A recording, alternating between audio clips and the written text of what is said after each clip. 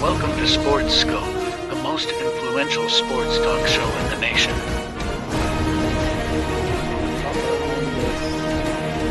What is today, the 19th? Stay tuned for updates and great sports content.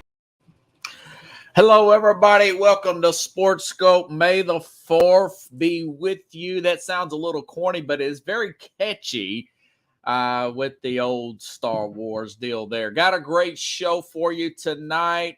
The Philly sports guy. This guy, Jamie Paggs, Philly sports guy, is up to 228,000 followers here on TikTok here. And Jamie, which is also the Philly sports guy, guest I got coming up 30 minutes after the hour. He was doing Eagles chants with the first round pick, Jalen Carter.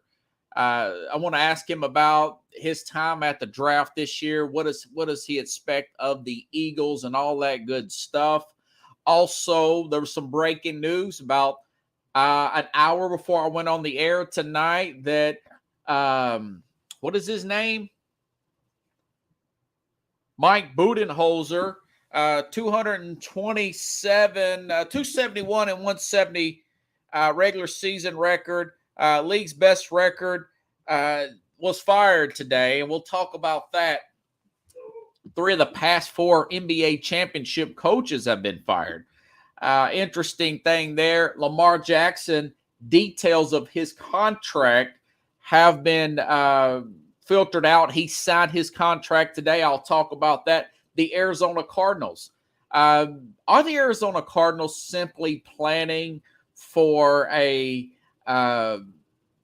divorce of Kyler Murray and an overhaul of their organization? It certainly looks like that. Hopefully I'll get to that before Jamie comes on 30 minutes past the hour. We'll go ahead and take our first and only break, and I'll be back here and hit the ground running on Sports Scope in 49 seconds.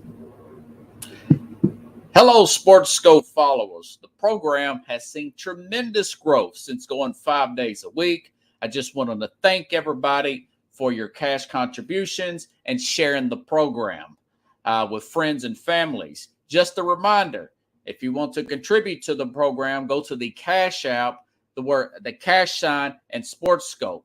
There are other ways to contribute to the program listed at the bottom of the screen.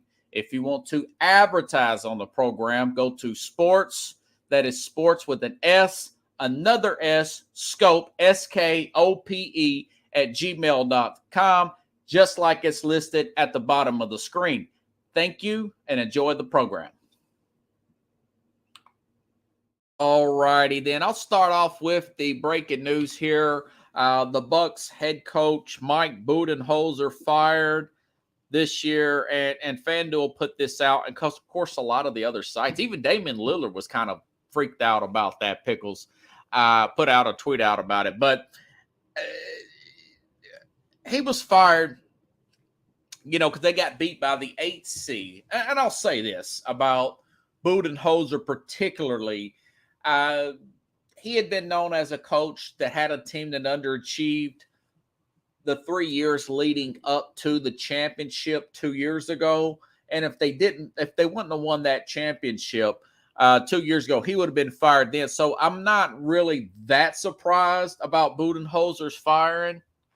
Not as much as I was about a guy like Nick Nurse, who his team won in 2019. Toronto was still competitive. They simply could not get a star to replace the Kawhi Leonard. That was more of a head scratcher. Frank Vogel, he was a scapegoat. He was a scapegoat. This team brought in Russell Westbrook with the Lakers, and of course, who else? Nick Nurse. And the only one that's left of the last 4 champions is Steve Kerr. So my thing is, it's because of the guaranteed contracts, particularly in NFL and Major League Baseball. You could easily get rid of the coach versus getting rid of the players. I think it's more about the general manager than anything, bringing in the talent that doesn't quite fit with each other. Is probably easier buying out a contract of a coach than it is finding a trade partner with a bad contract that you have with the player. Now, Budenholzer probably get another shot. I like Nurse a little bit better. I like Vogel. I think Frank Vogel's working, actually, though. I think somebody actually hired Frank Vogel. Like I said, this just broke that Budenholzer has been fired. But anyways, so that's what I think. I think it's simply one of those deals where they're more of the scapegoat. Now, sometimes the coach simply probably does need to have a change.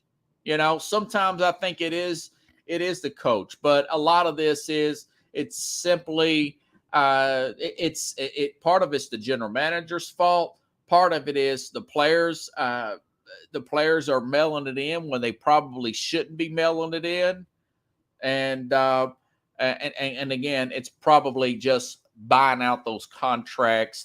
And you know, I want to say it wasn't George Seifert. It was the coach before him. I don't know why I can always memorize his name, but I cannot memorize the other 49ers coach name from 79 Pickles.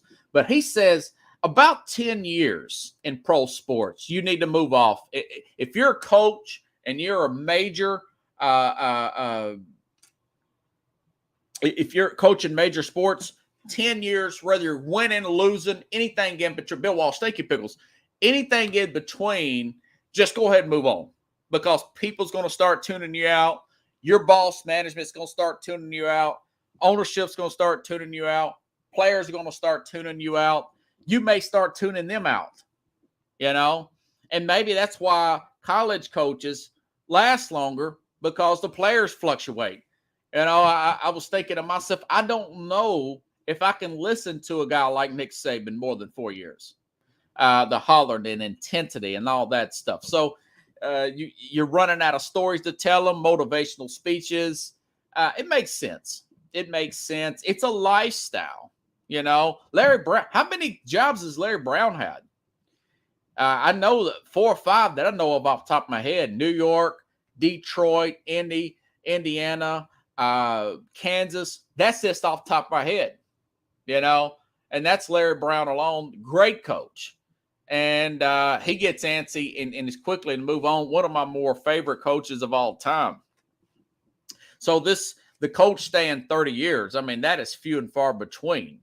You know, Greg Popovich, that is and there you go. Maybe Memphis or somebody. Maybe Memphis moves on from their coach.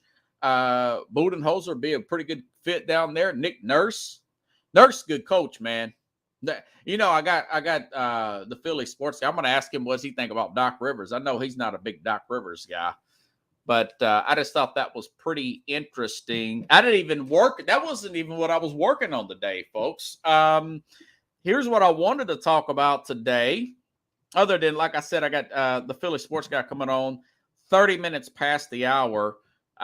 Great draft there by the Georgia Bulldogs. Okay, so Lamar Jackson has officially signed his extension. You see the pictures going all over the internet.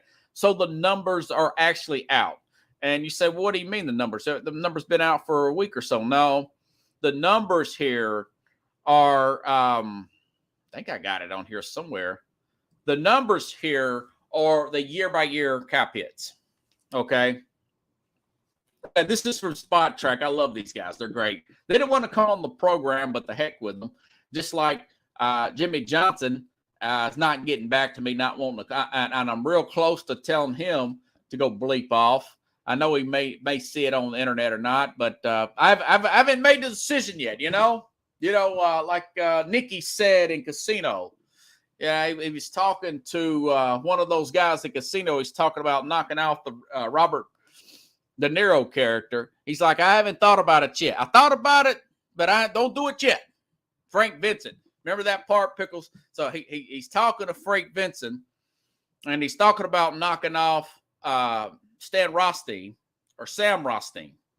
which was De Niro character. and he's talking about having him whacked, but he's like, well, this not yet. I'll give you the call. You know, and they're covering up their mouth. They don't want the FBI to see their lips. And I'm thinking about telling Jimmy Johnson off because I think I think he thinks he's too good to come on a podcast. But I haven't done it yet, though. I haven't made that move yet. Okay, back to Lamar Jackson. So Jackson, $80 million, $79 million. Let me make sure I got this right. $72.5 million signing bonus. He'll have $80 million in cash in year one. Hope he don't go crazy, right? I don't think so. I think he's a good guy. I really do. I like Lamar Jackson. I like his character. I like him personally. This guy is, and he don't put these videos out. These facilities put them out where he goes to facilities and sees sick kids and does a lot of charity work. And again, he's not putting them out. It's the facilities are, and some of these things go viral, parents and stuff. So he seems like a really good guy. He's a down-to-earth guy. He's not an arrogant guy. He's not a mean-spirited guy by no means. He's one of those people you want to see him be successful. But on this show, take the emotion out. I call balls and strikes, Pickles, okay? Now, his cap hit this year, very team-friendly. This is the year he needs to take off if you're a Ravens fan. $22 million, that's fine for Lamar Jackson. It's a $22 million cap hit. We talked about the roster around him. He's got Mike Nugent, Todd Nugent, I think his name is. That new offensive, Todd Monken, excuse me. Mike Nugent, I think, or Ted, you got Ted Nugent, the singer. Todd Monken, former Georgia offensive coordinator, threw the ball all over the place.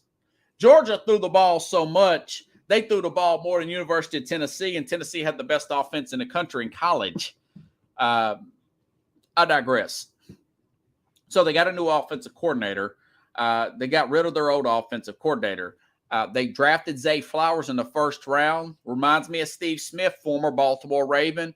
Small guy, go up and get the football. Maybe the best receiver in this draft.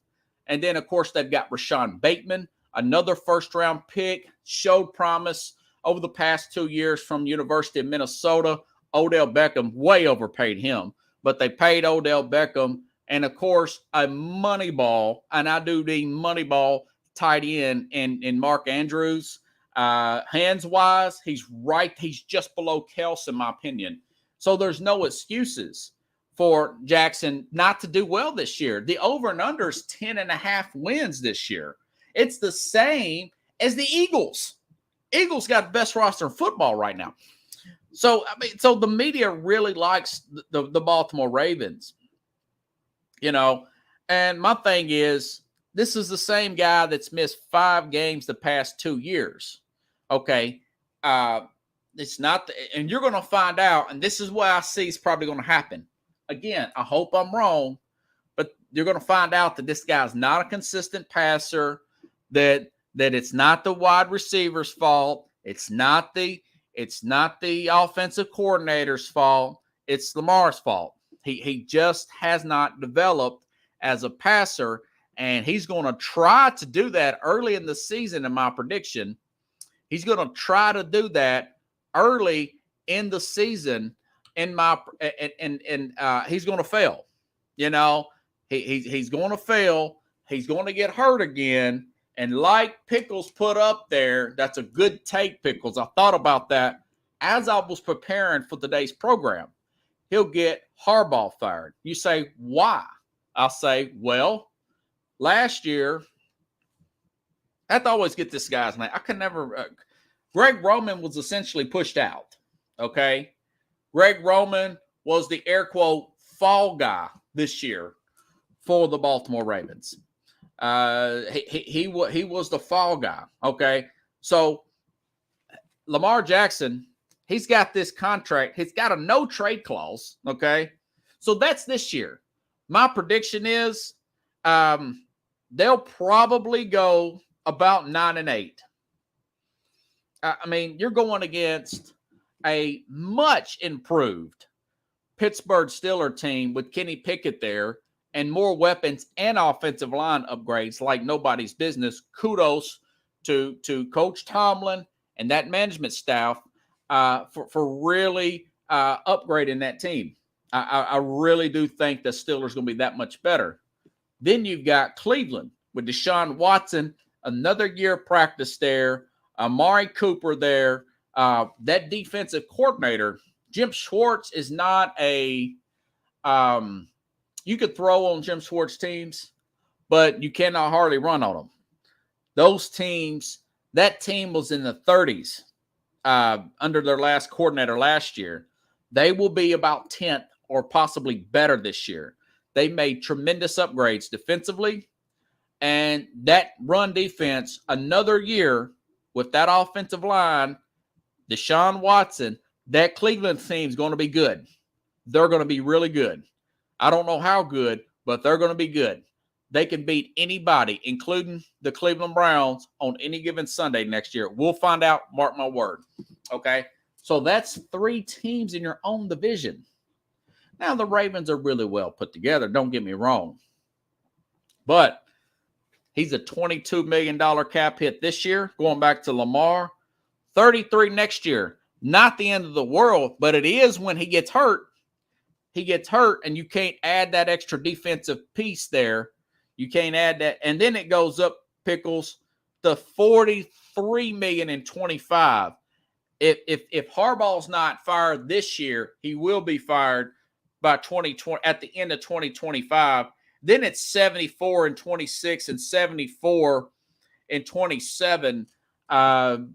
They could potentially go through 2 or 3 coaches by then. But the time they get to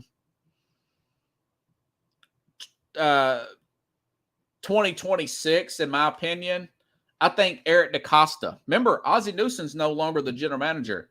Eric DeCosta, the owner, will look at him. He'll fire him.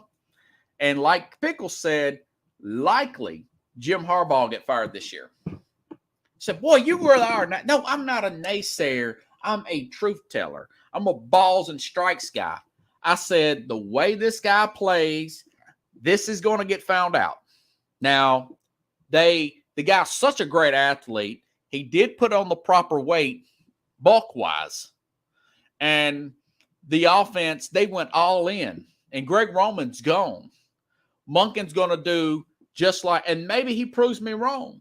Maybe he proves me. I hope he does. I like the guy. I want the guy.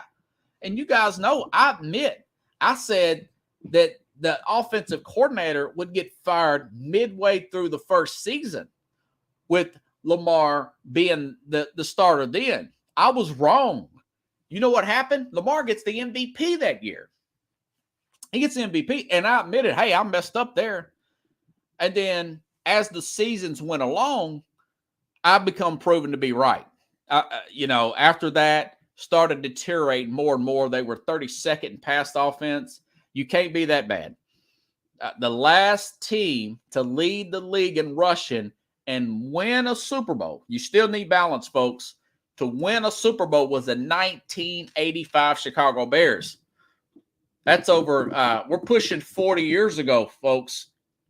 They're pushing 40 years. So you need balance. Now, I need to look up the stat. When's the last time the leading passing team won a Super Bowl? And I would bet that's a long time too, because look at what Tom Brady went through last year and the year before that, leading the league in passing or second or third. Okay, so you still need that balance. I know that they led the league in passing in 21, and of course the Rams put them out that year. So you need balance. Don't get me wrong. You can't be all the way passing. You need balance. You got to keep that defense off base, and you got to have somewhat of a defense that can get pressure over the middle, and you need some help on the back end. You don't have to have the best defense. We saw Kansas City prove that. You got to have some defense. When Kansas City got a new defensive coordinator, they already had Andy Reid. They already had Patrick Mahomes. But once they got their new defensive coordinator, and I can't remember his name, he was the coordinator from the 2007 championship championship Giants team, once you got him, then they won the Super Bowl. So looking at the details, there's a very good chance. If I had to pick a coach who's going to get fired this year, Harbaugh would be one of them. And, of course, the coach down in Tampa. Tampa's going to probably be one of them, and possibly Gannon. And who the bleep is Gannon? Well, Gannon is not Rich Gannon. Gannon is the coach, last name Gannon, is the coach for Arizona. He could be another, Jonathan Gannon. He could be another one and done. I think they fired Steve Wilkes after 1 year. I say they, it was Michael Bidwell. He's the owner of Arizona. So Arizona now, Pickle says, yeah. Those are three right off. Brandon Staley, he should have been fired this year. And they should have went after Sean Payton, but I'm starting to get the understanding that the owner there is he's not the most spin friendly. He's a little bit frugal, to say the least. The Spanos owner, he's not super cheap, but he's a little on the frugal side, in air quotes.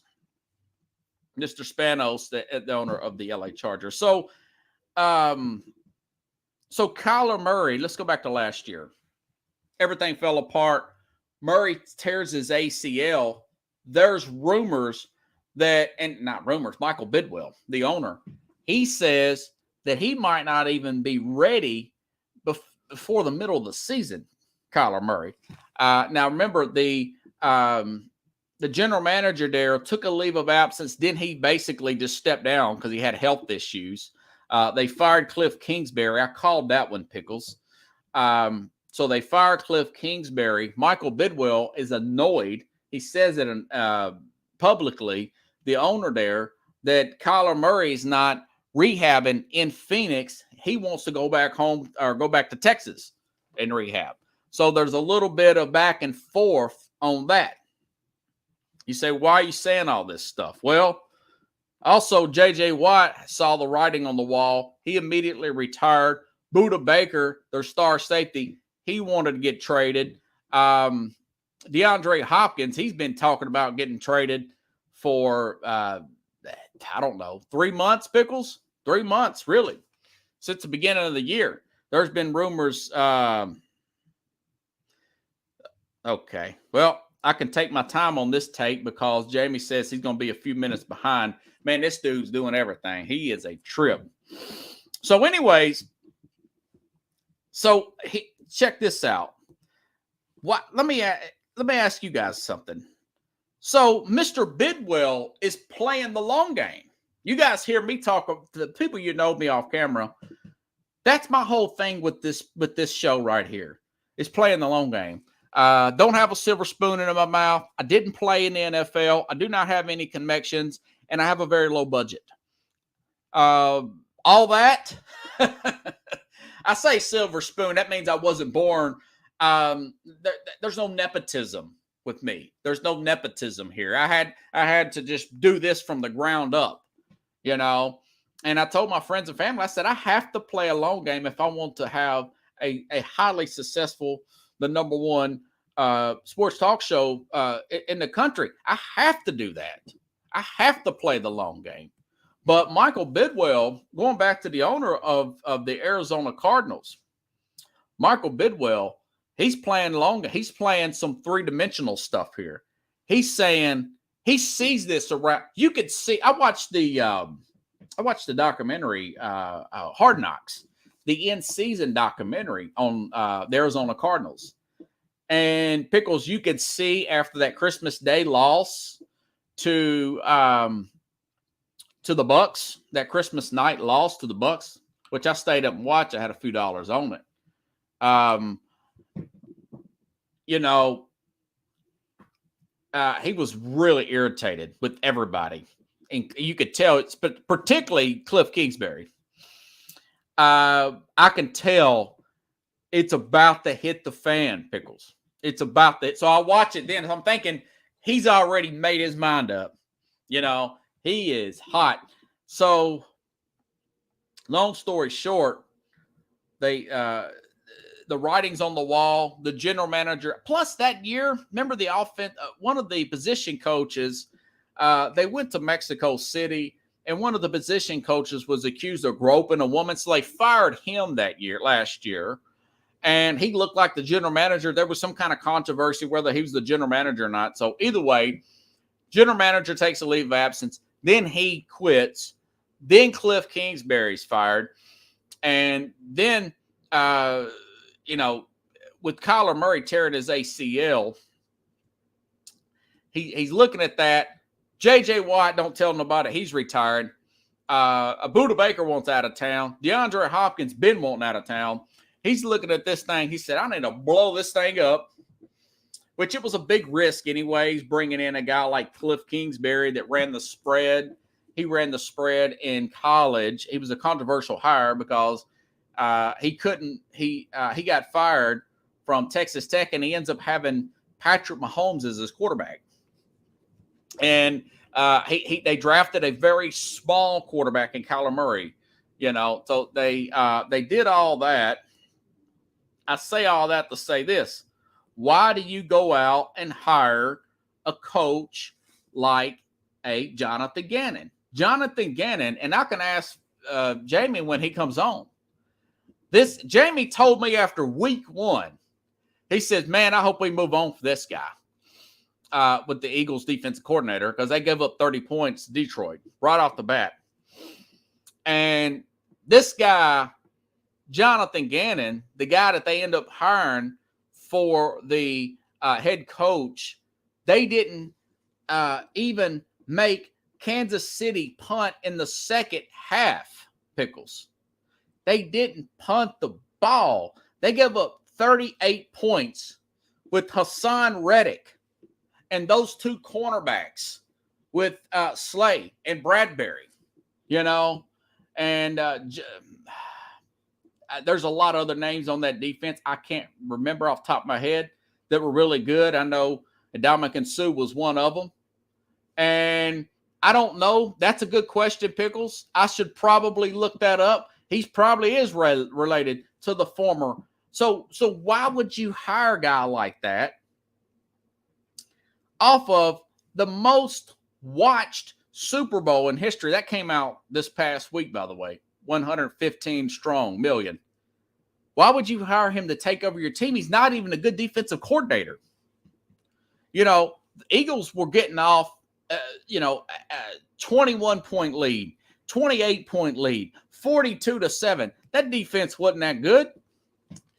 That for their talent, they wasn't that good. So what I'm thinking is he hired this guy probably because he came cheap. He's young, techno geek, Pickles. And he's thinking, we're going to get one of those good quarterbacks, and we got to find some way to get out of this Kyler Murray contract. We're going to tank this year. Caleb Williams is available. There was an article out this week. A general manager said this guy has got everything Mahomes has got. He's the quarterback of USC. I believe it when I see it.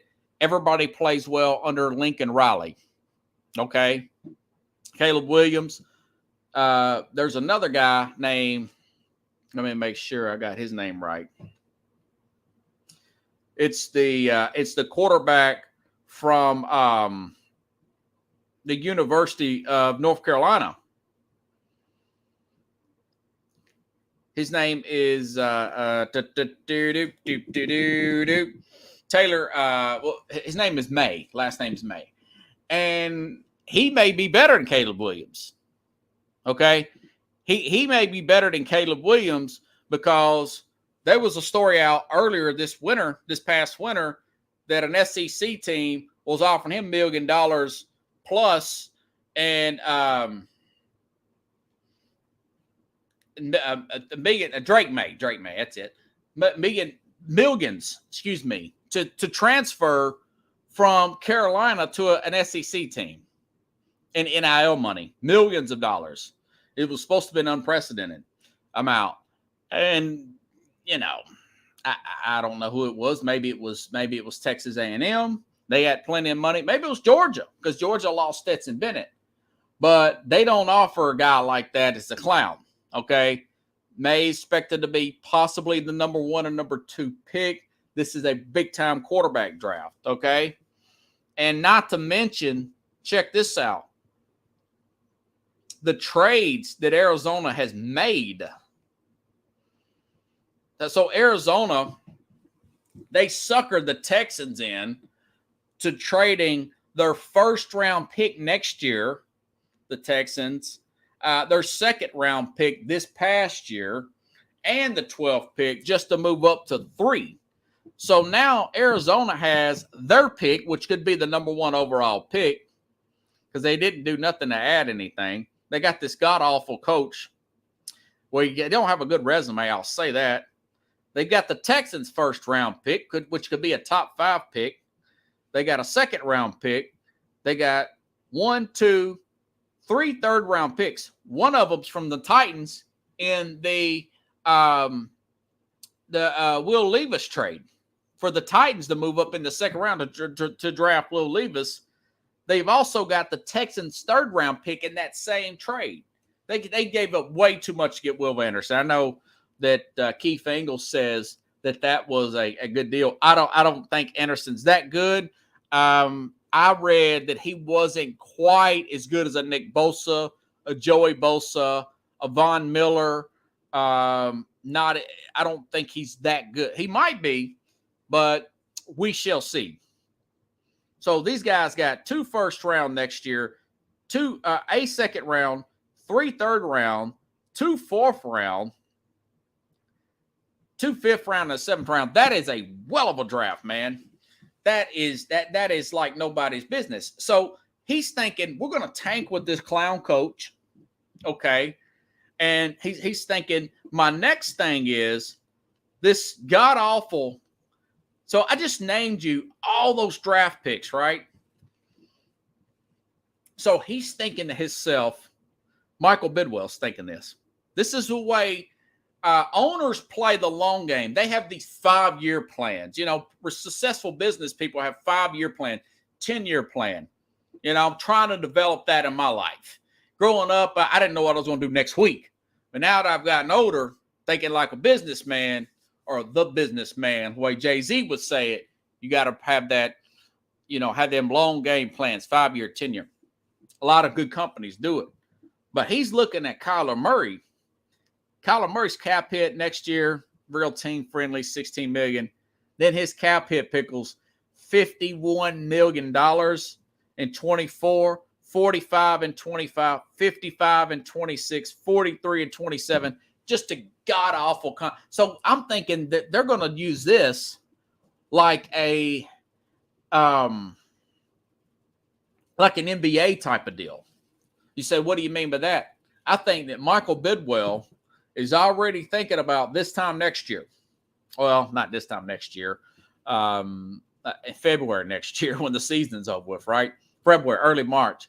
He's thinking to himself, how do we get rid of this mother bleeping quarterback? It's not the fact that we can't trade him. It's the fact that we're going to have to give some of these draft picks to a team to take him off us. So we can draft either Caleb Williams or Drake May out of Carolina. And we're going to dump this clown coach. This clown coach is coming in here to lose all these games. He don't know it yet. And then I'll probably let him go in a year or two, depending on when his buyout's going to look out. And then we're going to start over and get a big-time quarterback, and then we're going to go out and recruit the next hottest coach. That's my theory.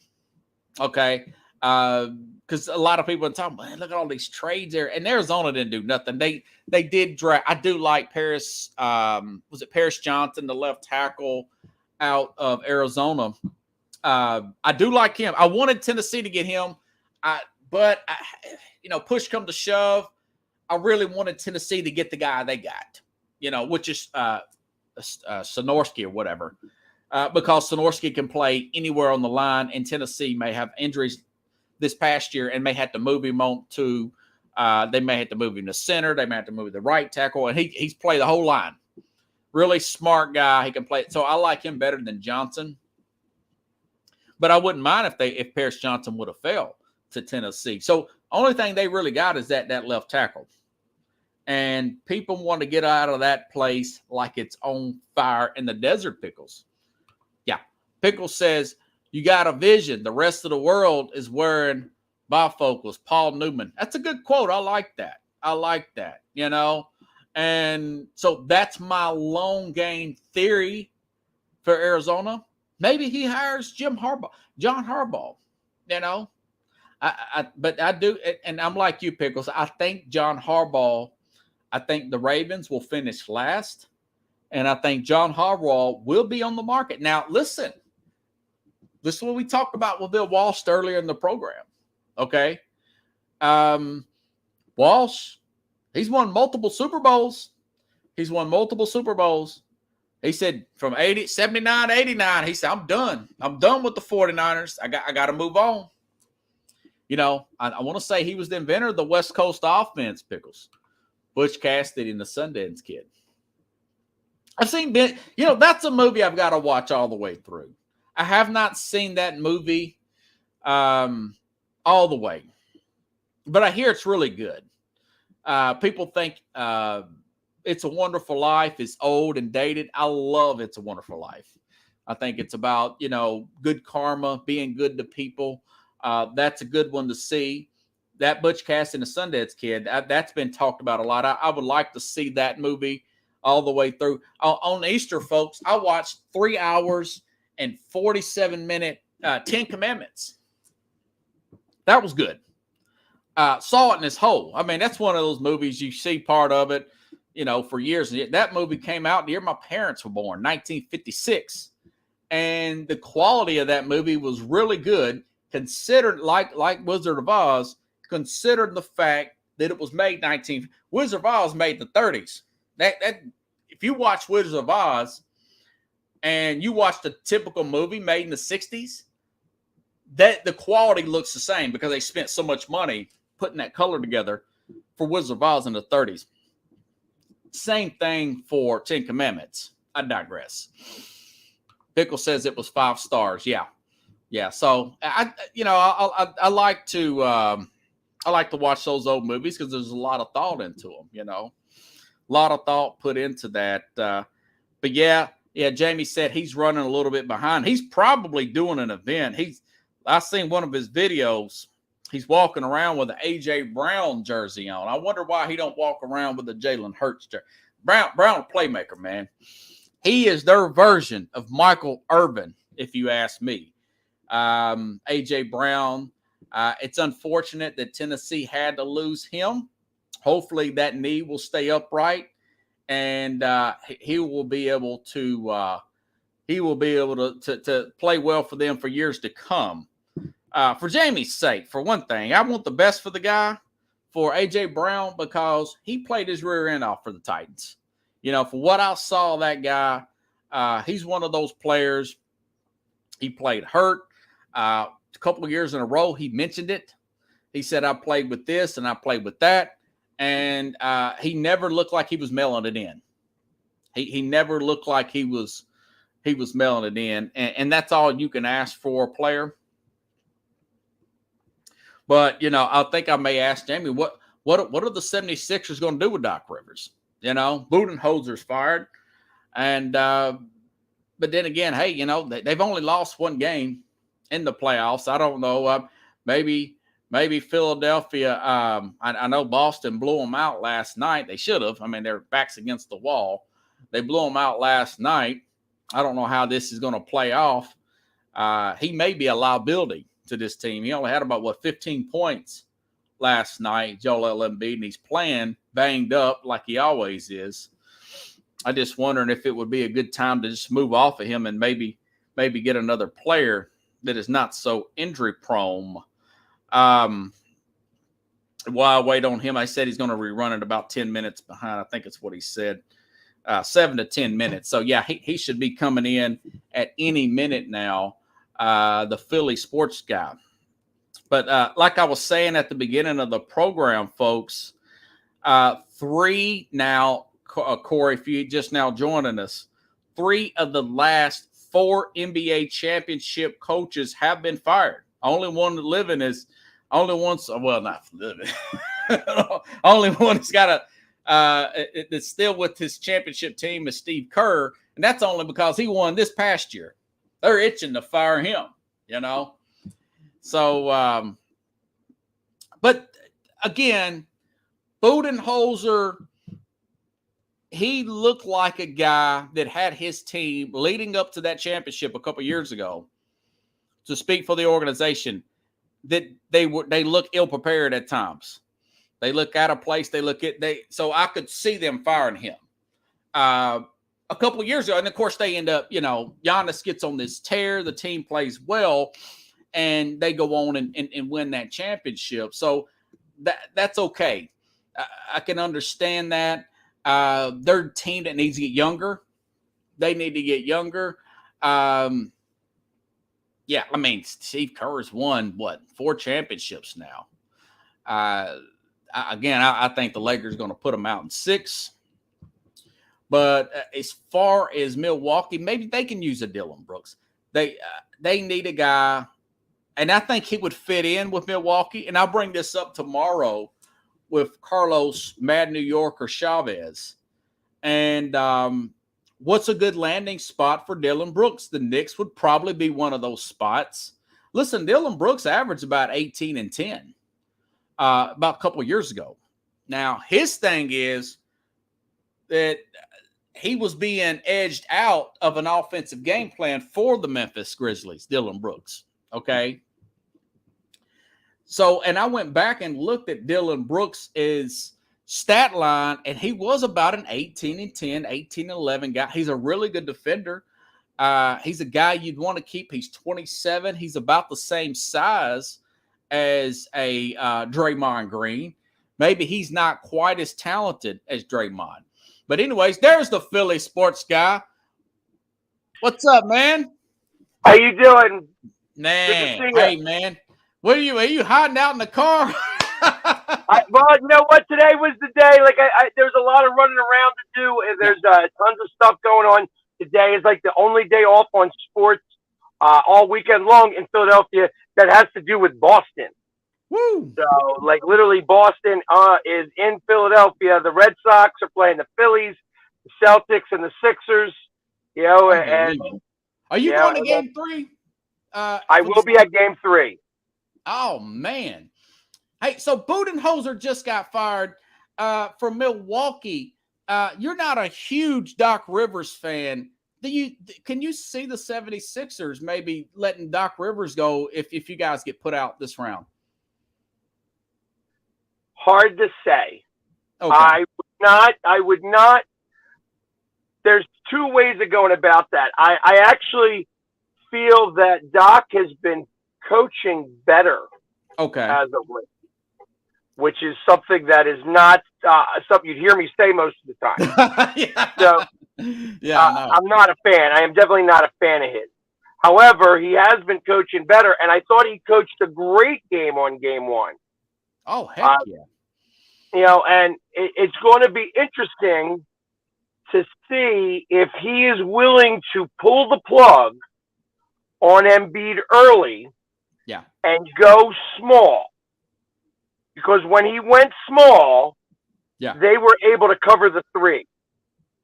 Nice. And for Boston. I thought that maybe Embiid, maybe he's a liability at this point because he's not 100%.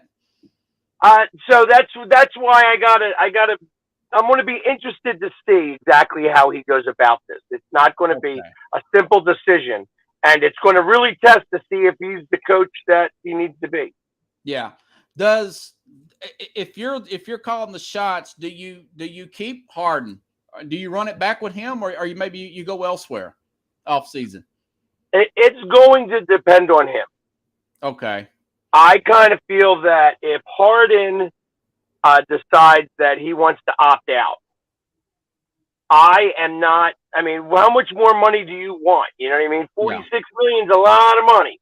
That's a lot of money, if you want the extra $5 million, if you're that greedy, then I may be moving on. because obviously it's not about winning championships. It's about going to Vegas and doing the strip club. Hey, what about Joel Embiid? Now he's hurt again, man. Do you move off of him because his stock is really high, or you just try to run it back and hold your breath? You would never get enough. Okay. You would never get enough. I mean, I think about like what could you possibly get for Joel Embiid that's going to equal anything that he brings to the table, and there's no way that you would be able to kind of do that and make any type of real sense by it. Okay. Well, no Luka. I don't think if you are, Dallas, Denver, you would do that. Or Dallas or Denver, do you make that trade? Yeah, absolutely. I'd like to play devil's advocate and see, just interested, man. So tell me about this, dude. You're up there doing Eagles chants with Jalen Carter. How did you and Jason Kels? How did that come about? So I go to the draft. I've been to the draft for the last 5 years. Okay, nice. Except for 2020, right? Other than 2020. Correct. So I count that in the mix because we were all at the draft because we all felt like we were in his living room. Yeah. And so I asked for permission to get in to where we were, and they want me there. The NFL wants me there. Obviously, I don't pander to. Who did you ask permission to? I mean, who? The Eagles. You got to ask for a ticket to get in. Oh, okay. Nice. I pay my own way out there. I go and I do a lot of different things out there. Yeah. It's not just Eagles related. Sometimes it's charity related and things like that. So I do spend a lot of time out there. I go a day early. I went to the podcast. I wanted to be a part of everything that I possibly could. Okay. Because the draft is like the one time you really get to celebrate the NFL. Yeah. Because if you think about this, all we're doing is we're all going out there to cheer on somebody who just got a job. Yeah. That's all.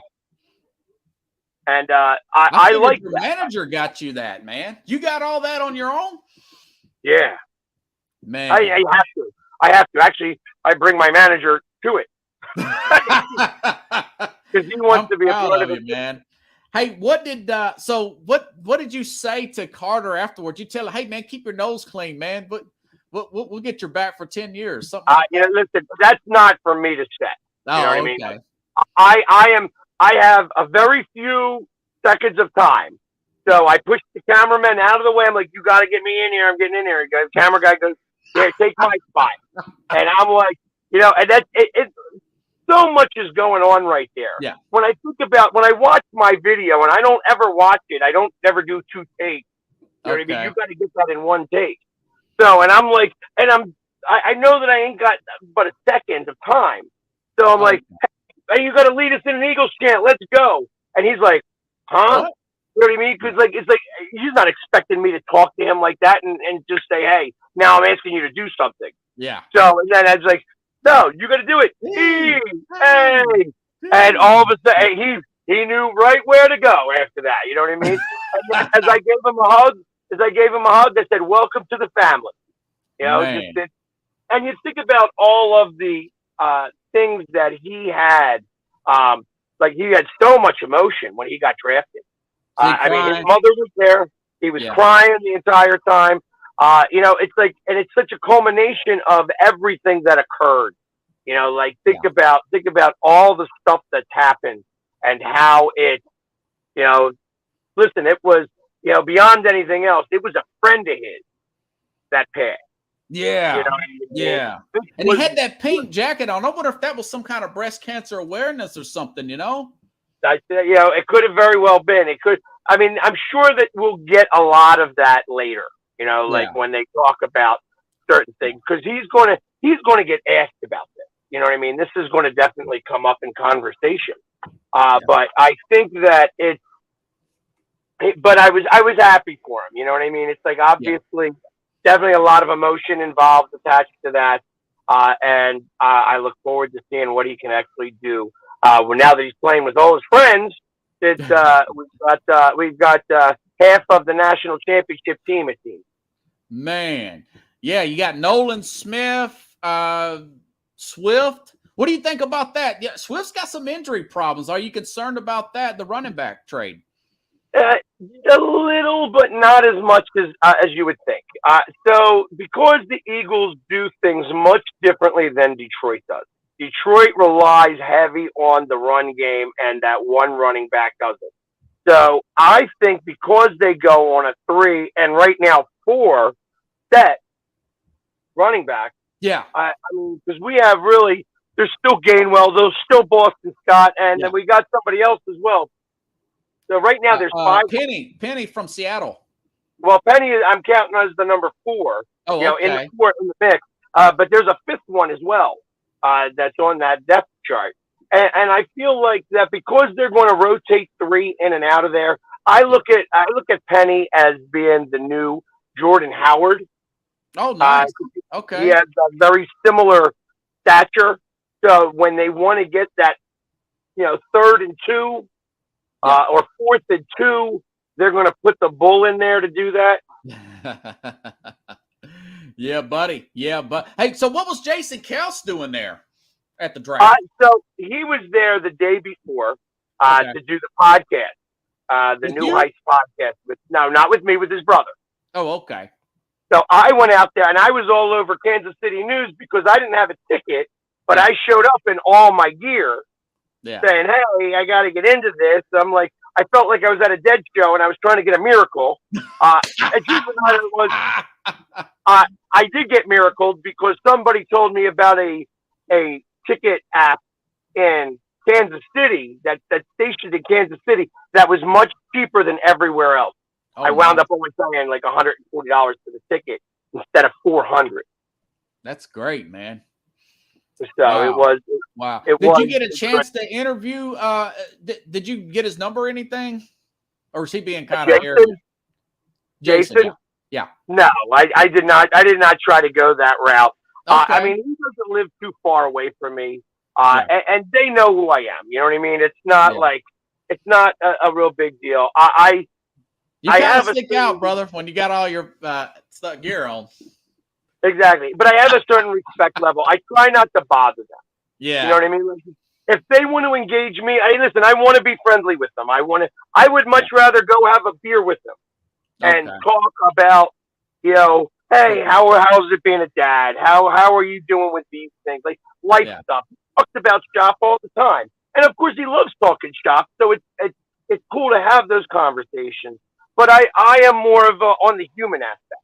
You know what I mean? That's like, you're a human being that happens to play football for a team that I happen to love.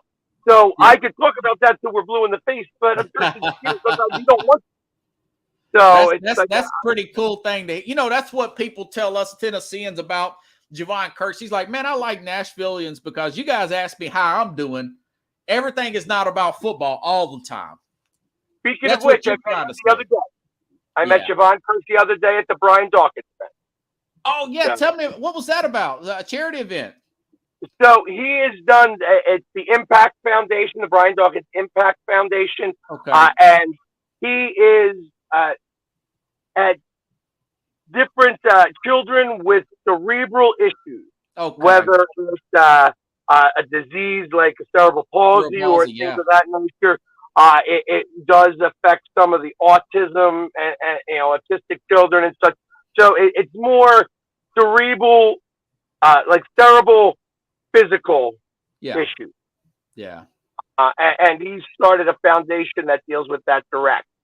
And I got to meet, obviously, Brian Dawkins, Javon Curse, Irving Fryer, Brian Westbrook.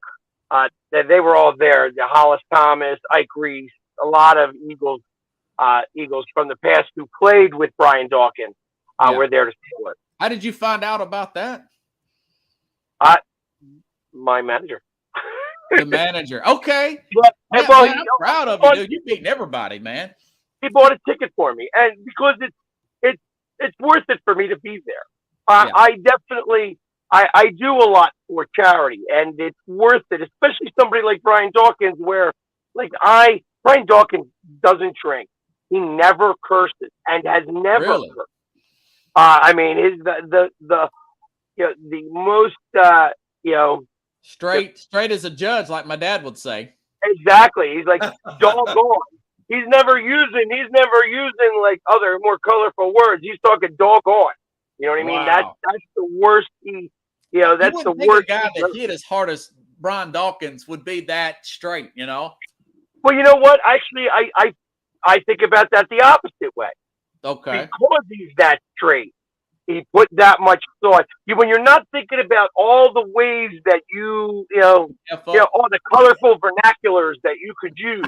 It's like you have one focus. I do it this way. I do not drink. I do not curse. I do not do. I want to do this, and I'm going to do this as best as I can. And I feel that is really how Brian Dawkins has lived his life. Has he been married to the same lady? I have to imagine he has. Yeah.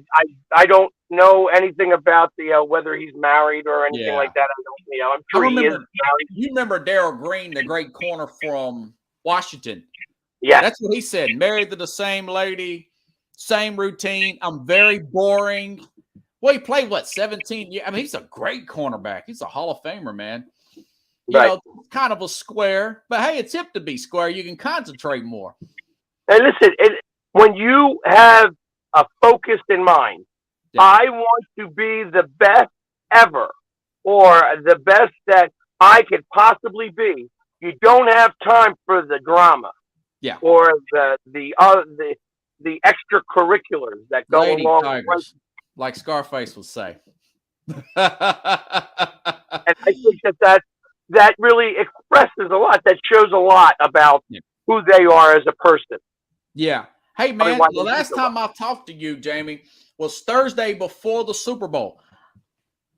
Tell me, how was that experience from the time you get up on Sunday? It looked like you had great tickets, man. I know you was bummed out by the end. I was bummed out for you because I thought, that freaking Gannon, man, God, what addition by subtraction. How did that day go from the time you wake up to the moment you're walking in there? You're like, oh, my God, I'm at the Super Bowl with my childhood team. What was that like, man? Did you sleep the night before? I did a little bit. I did a little bit. Were you nervous a little bit? Not nervous, but like excited. Like this may be the only time I ever get to a Super Bowl. You know what I mean? Who knows what tomorrow actually brings. So, and it's such a positive experience for me. So, and I liken it to everybody saw on national television, Nick Sirianni cry during the national anthem. And I tell you, as we were going into me to go to the tailgate, when you start to think about the season and how long it was, and everything that happened during the season, and just all the desire and passion and interest and travel and people that you see and excitement that you had, it gets overwhelming. It is so overwhelming. You did a lot of traveling, man. Yeah, and it's and you think about it, it's like there's not many people that could say that they got to go to 3 different championships in 3 different sports. I went to 3 championship games. Obviously, soccer, it was only the conference championship and not for the cup. But I was at the World Series. I was at the Super Bowl. And the Super Bowl was like the culmination of everything. It was like, this is now, like you are here, and this you get to reflect on all this. And it was such a emotional moment. And then I hadn't even gotten to the stadium yet. Like, we're not even talking about going into the game. Wow. Yeah. So it was like I had to get that emotion out then. Yeah. So that I could do the things that I needed to do while I'm there at the tailgate and such. It really was a great moment, and just you think of all the people that helped you along the way, and people that are when you win a Super Bowl, besides the tears of happiness that you normally would have, like right, heck yeah, are crying because they just won the Super Bowl. It's not because you just won, but it's because there was people that were lost that didn't get to see it. Yeah. You know, and those are like, and that all comes back. You know what I mean? You start to, you know, how many kids, you know, and I'm saying kids, like 30-year-old guys whose father were huge Kansas City fans. They got to see the one Super Bowl, so it makes it a little bit easier, but they had just passed away in October. Oh, man. Right. Right. You know, and that shows, you know, that we're all human. You know what I mean? Yeah. So that I kind of feel in that way, it's so emotionally powerful as a human to be able to experience that. So, like, even when we lost, I mean, I didn't have any. There's like, listen, you could say, oh, the field, oh, yeah, the referee, oh, the truth of the matter is that they, you know, we had plenty of opportunity to stop them and we didn't. Yeah. And they won the game. And you give them all the credit in the world for that and say, you know what? I'm coming back next year for this. I want to be back here again, and I want to finish the job that we started. Right. Y'all were the talk of the draft. You're that's very rare. I don't ever remember a team playing in the Super Bowl and being the central point of the draft, because if you're in the Super Bowl, you're picking at like 32nd or 31st. So 3 years from now, Jamie, is the expectation, the talent's so good, y'all really need to win a Super Bowl? Or you're okay with the way Eagles are right now? Would it be a disappointment if you don't win it in 3 years? Obviously, the goal is to try to win it as often as you can. And if you were to go 3 years and get there, say if we were to play Buffalo, you know, like be the Buffalo or pull a Buffalo, right? 2020, you know what I mean? Where we went 3 more times and lost all 3 times. You know, it's like, you know, I made a joke to a number of people saying, if you were to be told at the very beginning of the season, would you rather go 6-10, not make the playoffs, or lose the Super Bowl in the last minute of the game by a field goal? You know, it hurts. Man, it hurt me like crazy when Tennessee lost in '99, man. Yeah, you know what? But I like that feeling. I all of the joy, all of the joy that season brought to me. You know, it didn't end the way I wanted to, but it was such a joyous occasion because I remember what it's like when the Eagles suck. You know what I mean? Before Howie it's probably before Roseman bought the team, right? Or well, no, I mean, even during sometimes, I mean, there's been some times where, you know, even with under Andy Reid, even after Andy Reid, where it's like when we went 6-10 with Doug Peterson after he won the Super Bowl, 2 years after we won the Super Bowl. So, I mean, there are, you know, I say that it's great when Philly sports is doing amazing, and being the Philly sports guy, it's awesome when I could say that 3 teams, potentially 4 teams, could go to a championship. So that makes my job very simple. It's not so simple when everybody's thinking. And there's been plenty of years that Philadelphia has had that, and I'm still the same guy. You know what I mean? So I would prefer going to the Super Bowl and losing than going 6-10. That's a good point. That is. So let me ask you this. Now, what if you were 6-10 and Eagles draft a guy like Jalen Carter, knowing that these red flags? What would your take be on something like? See, because you guys got room for error, man. I mean, you're already a pretty loaded team. You know, would you have booed that pick? No. Okay. So I'm not. First off, I don't boo. Okay. I'm not a booer. You know what I mean? I'll boo if they're announcing the other team. I'll do like a boo for that. But it's like that's not really anything. You've never booed them when you thought that they were purposely just really effing up the organization? No, I get loudly critical. Okay. So I don't need to boo, but I can point out what I see wrong. Yeah. You know what I mean? I am a firm believer that I'm a fan.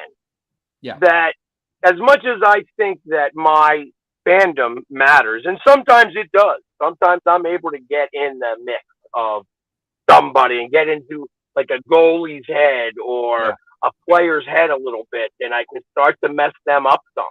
Yeah. And I've done it.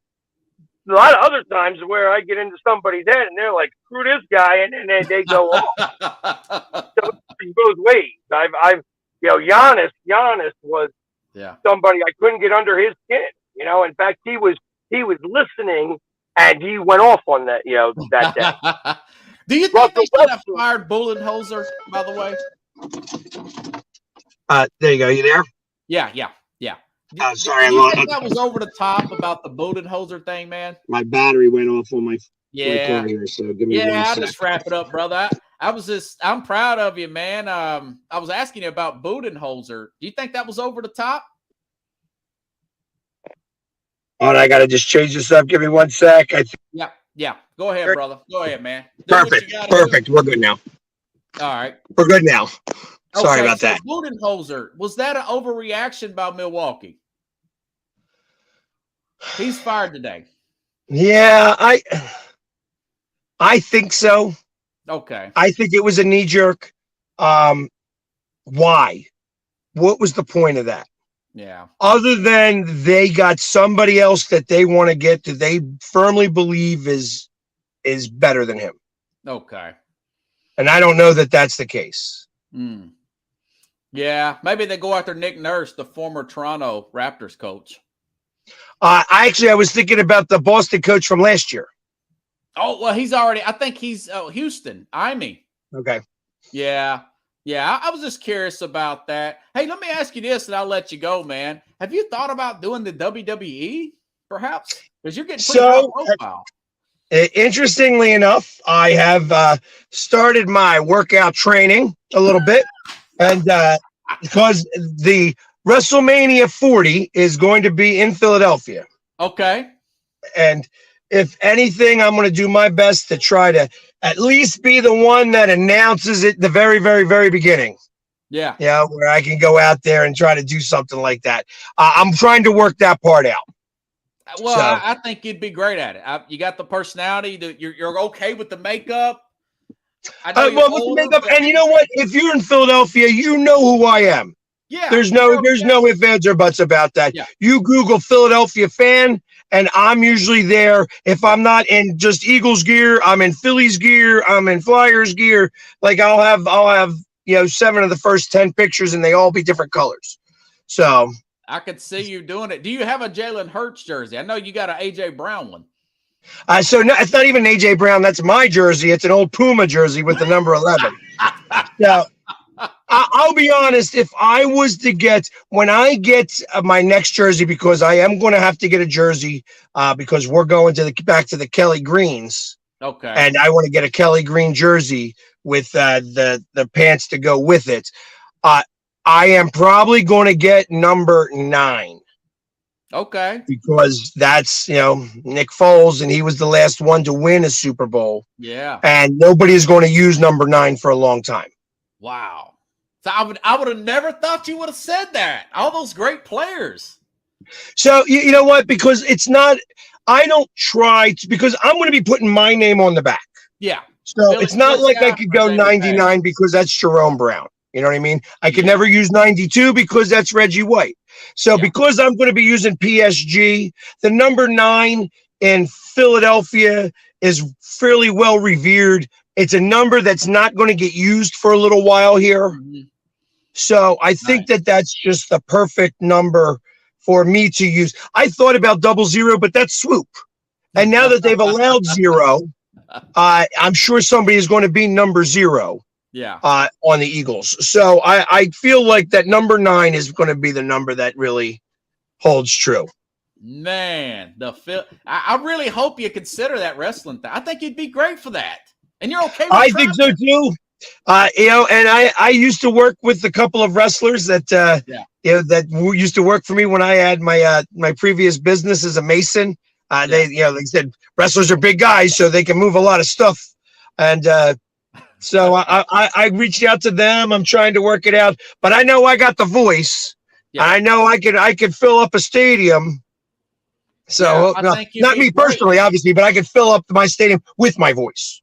Would you give up the sport following the Eagles and stuff? It's a lot of travel though.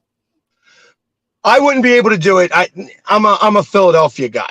So I would only be able to do the WrestleMania in Philadelphia. And after that, I wouldn't go into wrestling because okay.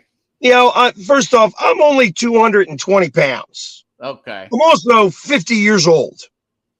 Yeah, it's I know like you're older, but just it kind of it's a lot of it's choreographed, and oh yeah, I listen. I could beat up my body. I ain't afraid of that. Right? I ain't afraid of any of that. I could definitely take a beating. I could get thrown around the ring and stuff like that. I don't know that I'm a little long in the tooth to get started in that type of career. 50's a new 40, maybe the new 35, brother. Well, listen, if somebody needed a manager, I might be better that way. Do like the Roddy Piper type of situation where I could do that type of stuff. Remember him? Yep. The guy with the glasses. Jim I Hart. forgot his name. I forgot the guy with the glasses, the sunglasses. Jim Hart. Yeah. Yeah. Do something like that, man. It's just food for thought because I know your profile's really getting high, man. 200,000, followers. And I'm really just privileged to have many people enjoy watching this. You know what I mean? It's like there's so many different things that get involved with being this overnight sensation. I mean, know that I've been doing this for a long time to be able to start to get the traction, and it's not always simple and it's not always easy, and it does require a lot of work. And I'm just happy that people are starting to enjoy it the way I envisioned it. So you're enjoying the process, essentially. Absolutely. You know what I mean? There are so many. Listen, this is not a very lucrative career. You know what I mean? It's not simple. I'm investing money in this program, as you can see. Trust me, and like I said, I'm always investing money. I invested money to go to the draft. Knowing that people's paying for you that, maybe the team should hire you, man. From your lips to God's ears. Jeffrey Lurie, what are you doing? And so the hard part about that is, obviously there was somebody before me, and he got some of the spoils that come with being who I am now. So I do get some spoils, but I don't. It's not. They have an organization to run. Yeah. There's going to be more fans that do this. If you start paying one fan, where's the line in the sand get drawn? And I know that being being this guy. So I take a lot of pictures. I spend a lot of time. I do a lot for charity. And ultimately, it's not for the team to pay me. It's for somebody who understands what I do for that team that wants to put me forefront, because them putting me forefront puts them forefront. Right. Yeah. And that's how I look at that. I think you're cooler than somebody in a furry costume, you're a real fan, Right.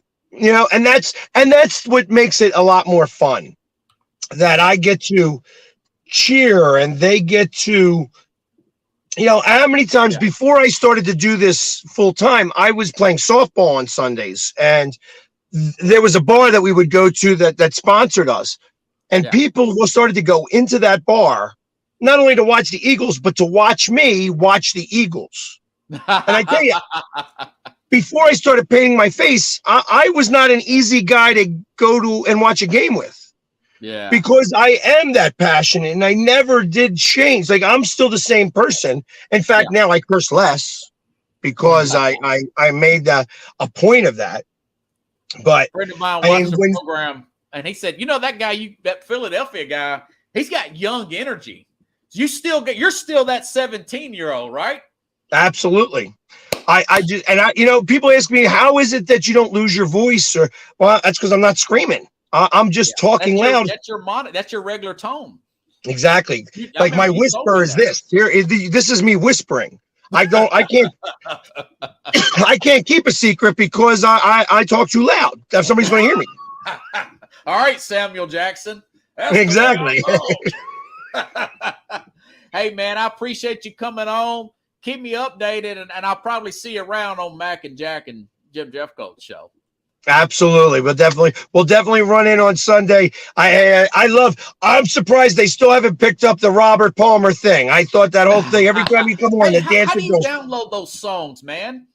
You just go, I could tell you it's just a program. I could send you the program. I'll send you the link for the program so that you could do it. And you just pick up the songs. I download them off of YouTube and then just do it in MP3. So it's actually fairly simple. Yeah, I don't mind pushing the envelope. If they want to sue me out, we'll deal with it. You know, I ain't that. And listen, if they want to sue you, that means they think you're making money. So that means the truth of the matter is that you are making money because they ain't trying to sue you if you ain't got no money. All right. They know better. They send you a cease and desist letter. But last time I checked, Robert Palmer is not really around to say it. He died a few years ago. Yeah. So I can imagine that whoever has his estate is really happy that you're even putting his songs out there because that means they're getting a couple of bucks. Exactly, man. Exactly. Yeah, that's awesome, man. And a friend of mine, he did get our guy I met off Facebook got me an intro. So I would like to use like I did play like a little TikTok thing. I did do that Philadelphia Freedom by Elton John. What is your favorite Philadelphia? Is that one of them? So Philadelphia Freedom. I mean, I like Elton John. When I think of Philadelphia songs, the song that I think of probably most is, it's really the first one that comes to mind is the Flyer song, the Orange and the Black. Wake up Philadelphia and let me hear you say the orange and the black, the orange and the black. I'm gonna look that up, man. I haven't heard that. That's a great song. And then, of course, the Rocky theme. You know what I mean? Yeah, I forgot about Rocky, yeah. So, and that's Rocky, like, right? Just about. Like the Eye of the Tiger would kind of still fall as Billy's song. It's like I think about all those different. That's kind of a chick song, Chad.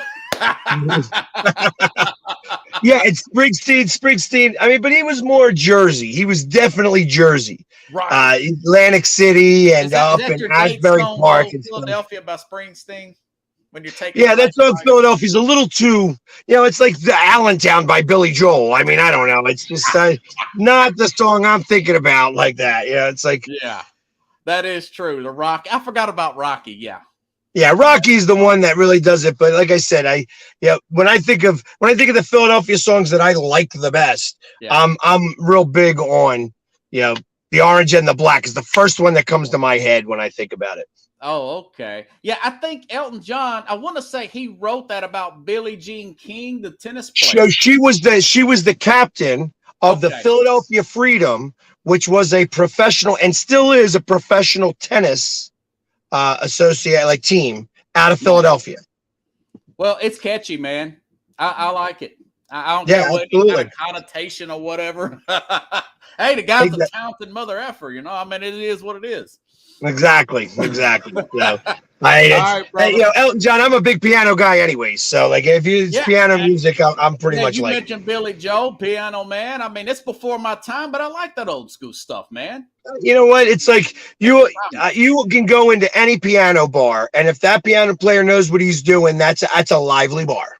Just the way it works. Hey, so man, I'm a big fan. This chick, she was a pain in the butt, but we did have a good time seeing Elton John and the big red piano concert he did in Vegas about 10, 12 years ago. Got you. He was a pain in the butt, but Elton was off the hook, man. He was expensive. Sometimes it works that way. $200 a ticket. This was 10, 12 years ago, but I mean, it's Elton John and it's in a small MGM venue. And that's actually awesome. I've seen Philadelphia Freedom before that. Now I've seen Elton John in a number of different places and Billy Joel. Well, I used to work at the Spectrum back in the day, so they used to come all the time, and I used to set up the dressing rooms.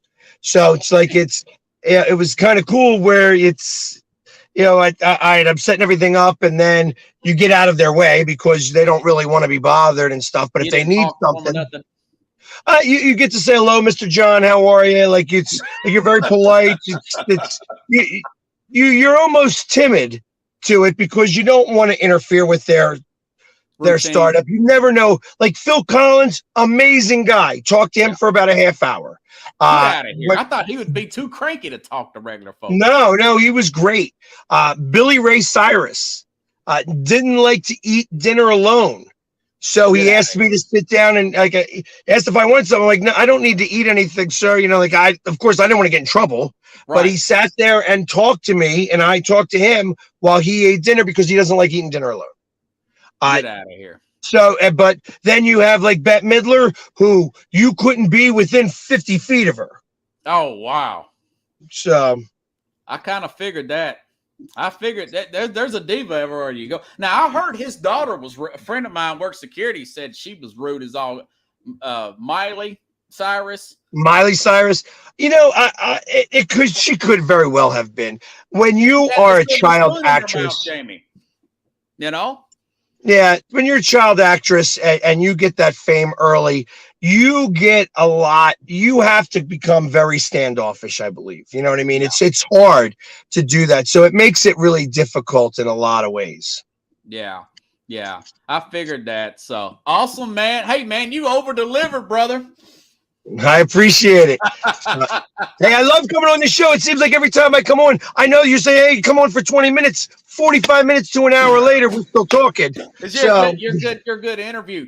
Just between me and you, Skip Hall, nice guy, former coach with Nick Saban, for crying out loud. Terrible interview. Don't tell Jack Mack I said that. I said, well, you know what? I feel like people like that, you have to lead them. You have to really start to lead them, and you have to throw them off a little bit.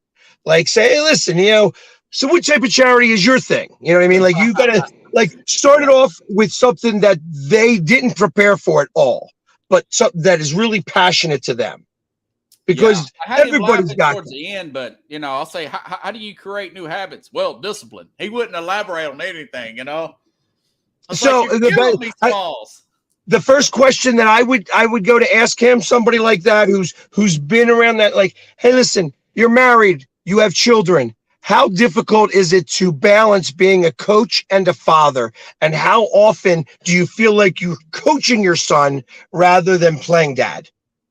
That's good stuff. That's good. So those are the questions that I think about because, again, they're human and they don't want to. The truth of the matter is they don't want to talk to us.